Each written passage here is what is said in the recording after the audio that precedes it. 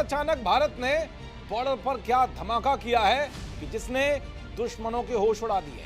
दरअसल जब से बांग्लादेश में तख्ता पलट हुआ है तब से यहाँ पाकिस्तान एक्टिव दिखाई दे रहा है। बांग्लादेश की आड़ में पाकिस्तान भारत के खिलाफ बड़ी बड़ी साजिशें रच रहा है। प्रॉब्लम ढाका में हो रही है, यहाँ पे प्रॉब्लम इस्लामाबाद में है और खतरे की घंटी नई दिल्ली में बज रही है। क्योंकि जब आपके नेबर्स अपना काम ठीक से ना कर पाए, जब आपके पड़ोसियों के घर में कलेश हो ना, वो कलेश आपके घर में आ जाता है। देखिए, इंडिया के पास फुल पावर है, रिसोर्सेज हैं, गवर्नमेंट है। लश्कर तैयबा का नाम भी लेंगे, जैश ए मोहम्मद का भी लेंगे, बांग्लादेश का भी लेंगे, जो बीच में आता है सबका नाम आएगा। ठीक है, so I think that's where Indian government is thinking. Prime minister Modi का इस वक्त वो जिसे कहते हैं हमारे कहते हैं तूती बोलता है, वो कैन स्टॉप हिम। कौन उन्हें रोक सकता है? कौन उन्हें रोक सकता है और कौन उनके बारे में बात कर सकता है? ठीक है जी। बांग्लादेश जितना अनसेटल होगा दोस्तों, जितनी यहाँ पे ऐसी प्रॉब्लम्स होंगी बांग्लादेश में, उतने बांग्लादेशी भारत में आने की कोशिश करेंगे और ये आपके लिए और मेरे लिए खतरे की बात है। ये जो लगातार भारत आते हैं ना बांग्लादेशी, ये क्यों आते हैं? कभी आपने सोचा है? ये कहीं और नहीं जाते। क्या कहीं और जाएंगे भी कैसे? इनका 95% बॉर्डर जो है वो भारत के साथ लगा है। म्यांमार तो जाएंगे नहीं, वहां पे कुछ है नहीं, तो सब के सब आ जाते हैं भारत। जिसका मौका लगा बॉर्डर टाप के आ गया भारत, क्योंकि वहां की सिचुएशन इतनी ज्यादा खराब है बांग्लादेश की कि इंडिया के अंदर ये बात हो रही है कि ऑपरेशन सिंदूर 2.0 कैसे स्टार्ट होगा, जिसमें 20 से ज़्यादा मिलिट्री या सिविलियन फौजी शहीद हो जाएं उनके। वो कह रहे हैं कि हमारे अगर 20 से ज़्यादा फौजी मारे जाएं, सिविलियंस मारे जाएं, तो हम ऑपरेशन सिंदूर 2.0 शुरू कर देंगे। सुनिएगा, अगर स्ट्रेटेजिक इंस्टॉलेशंस पे अटैक होता है तब शुरू कर देंगे ऑपरेशन सिंदूर 2.0। इंफ्रास्ट्रक्चर और इम्पोर्टेंट इंडस्ट्रियल लोकेशन पे अटैक होता है तो फिर शुरू कर देंगे। जो ऐसी अटैक अगर वो जैसे मिलिट्री फैसिलिटीज़ पे होता है, एयर बेसिस पे होता है, तो ऑपरेशन 2 कर देंगे। अगर किसी वीवीआईपी प्लेसेस पे जहाँ पे लोग जाते हैं, कोई या सियासतदान जाते हैं या कुछ इस तरह होता है, तो ऑपरेशन सिंदूर 2.0 शुरू कर देंगे। अगर गवर्नमेंट फैसिलिटीज़ इंफ्रास्ट्रक्चर पे हमला होता है तो ऑपरेशन 2 जो है ना वो हम सिंदूर 2.0 शुरू कर देंगे।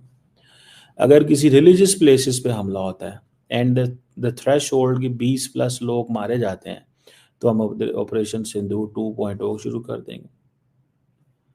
ठीक है जी, that is there.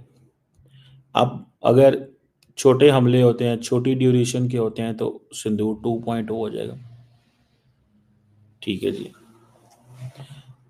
Cyber attack के हमले होते हैं, जिसे national electricity transport and financial होता है, 2.0 शुरू कर दे।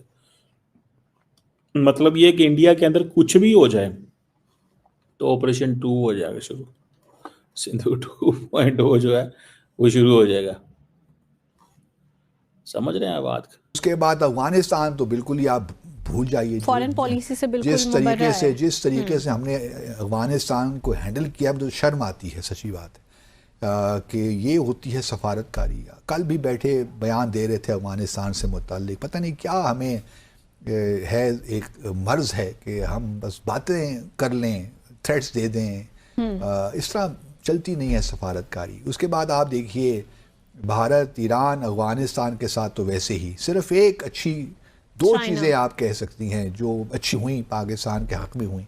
एक तो बांग्लादेश, उससे हमारा कोई कमाल नहीं है, लेकिन 5 अगस्त 2024 को जो कुछ बांग्लादेश में ढाका में स्टूडेंट रेवोल्यूशन आया, उसके बाद ताल्लुकात बढ़ने शुरू हुए, तो वो अच्छी बात है। और मैं समझता हूं नेचुरली पाकिस्तान और बांग्लादेश के रिलेशंस पे एक पॉजिटिव इम्पैक्ट आया। क्यों? क्योंकि अब भारत मूव कर चुका है, जिसको बोलते हैं ना कि डोर मैट की डिप्लोमेसी। कांग्रेस ही अपने आप को डोर मैट की तरह यूज करते थे, जैसे डोर मैट होता है ना, एक जो दरवाजे से पहले पैर साफ करके अंदर जाते हैं। भारत उस तरह से यूज किया जाता था, बांग्लादेश की तरफ से, अमेरिका की तरफ से और पाकिस्तान की तरफ से, चाइना से तो था ही। अब हम आते हैं स्ट्रेटेजिक शक्ति के ऊपर। मोदी जी बोलते हैं डोरमैट, वो कांग्रेस लिखा है उसके डोरमैट के ऊपर, भारत नहीं लिखा की रेट में। अब करेंगे हम स्ट्रेटेजिक शक्ति वाला काम। हमारा पानी हम यूज करेंगे, ये वोट बैंक के लिए यूज नहीं होगा, ये फॉरेन अपीसमेंट के लिए यूज नहीं होगा, और ना ही ये एनजीओज फंड की जाएंगी जो जॉर्ज सोरोस की तरफ से। उनकी बातें सुनकर हम पानी दूसरे कंट्रीज को दे देंगे। ये ट्रीटी बनाई गई थी एक डिफरेंट टाइम के अंदर, जब वीक कांग्रेस की गवर्नमेंट थी। पहली बार हमने बनाया है कोई चैरिटी हम बांग्लादेश के साथ या पाकिस्तान के साथ नहीं करने देंगे। और मोदी जी वो काम कर रहे हैं जो हिस्ट्री में गलत था। 71 में इंदिरा गांधी ने बांग्लादेश दे दिया, जबकि बंगाली वो चाहते थे कि भारत के साथ जुड़े। इंदिरा गांधी इतनी वीक थी, उसने होने नहीं दिया। पहली बात यह है कि बांग्लादेश वो बनाना चाहती ही नहीं थी, इसलिए मानेक शॉ के साथ उसने गद्दारी करी। लेकिन मानेक शॉ ने बांग्लादेश बनाने के बाद इंदिरा गांधी को बताया था कि मैंने बांग्लादेश बना दिया है, इसीलिए उनकी पेंशन रोक दी गई। बहुत तंग किया इंदिरा गांधी ने। और 1996 में हमने बांग्लादेश बनाने के बाद पानी भी उनको दे दिया। लेकिन 2025, ये मोदी का 2025 है, we are taking back everything. पानी हमने ले लिया, रिवर्स कर दिया कॉलोनाइजेशन को। हम एक्शन में देख रहे हैं, अब जमीन भी वापस लेंगे, चिंता मत कीजिए। बॉर्डर सिक्योरिटी फॉर एग्जांपल वो कह रहे हैं जी हमने पाकिस्तान, नेपाल, बांग्लादेश के, अब ये खबरें चलाई जाती हैं कि आपने बॉर्डर सिक्योरिटी तेज, पहले क्यों नहीं आपने बॉर्डर सिक्योरिटी पहले क्यों नहीं आपने ये बॉर्डर सिक्योरिटी की? और दूसरा किसी ने कहा जी, उन्होंने कहा जी बांग्लादेश से भी लिंक है, तुर्की से भी लिंक है, समझ रहे हैं आप बात? अब आप यहीं से अंदाजा लगा लें की गल करनी तो की नहीं करनी। Turkish Pakistani handlers behind blast, अब ये चीज़ है क्योंकि इंडिया समझता है वो, क्योंकि उनकी अभी पाकिस्तान चाइना जो हुई है लड़ाई, उसमें तुर्की का बड़ा इंपॉर्टेंट किरदार रहा है। वो गया तुर्की ने भी बेच पाओ ताकि लोग सोचें सारा बेसिकली।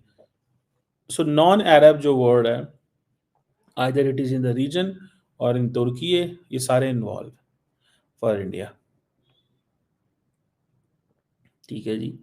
और जो उन्होंने अभी बात की, उन्होंने कहा जनाब ये तो वो पाकिस्तान, हमारी जो नेशनल इन्वेस्टिगेशन एजेंसी है उसमें बड़ा काम हो रहा है और उसने हमें बड़े कनेक्शन ढूंढे हैं और उसने ये ढूंढा और वो ढूंढा। ठीक है, सो तुर्की का भी किया, तो हैंडलर्स वहाँ पे भी मौजूद है। अच्छा, सिंपली कुछ ना कहो ना, आप ये कह दो हैंडलर्स। ठीक है जी, आप कुछ ना कहो, कह दो हैंडलर्स। ठीक है जी। आप ये देखें, ये उन्होंने कहा जी वाइट कॉलर टेरर मॉड्यूल है। ये जो वाइट कॉलर टेरर मॉड्यूल क्या है ये? ठीक है, ये बेसिकली इसको आप थोड़ा सा समझें। का रीजन वो यही दे रहे हैं कि एक तो इंटरनेट नहीं चलता यहाँ पे ठीक, दूसरा उनको सिक्योरिटी रीजंस भी हैं जिसके ऊपर काम करने के लिए कोई तैयार नहीं है। हाँ, बात तो की जाती है कि हम काम कर रहे हैं, लेकिन होता हुआ कुछ दिखाई नहीं दे रहा। सिर्फ और सिर्फ नुकसान होता हुआ ही पाकिस्तान को दिखाई दे रहा है। और अगर हमारे लोग जो यहाँ पर रहते हैं, खासतौर पे पब्लिक, और उसके बाद कुछ डेफिनेटली कुछ ब्यूरोक्रेट्स, टेक्नोक्रेट्स या कुछ और लोग जो यहाँ पे मुल्क चलाते हैं, उनको चाहिए कि वो सिक्योरिटी रीजंस को लेकर सबसे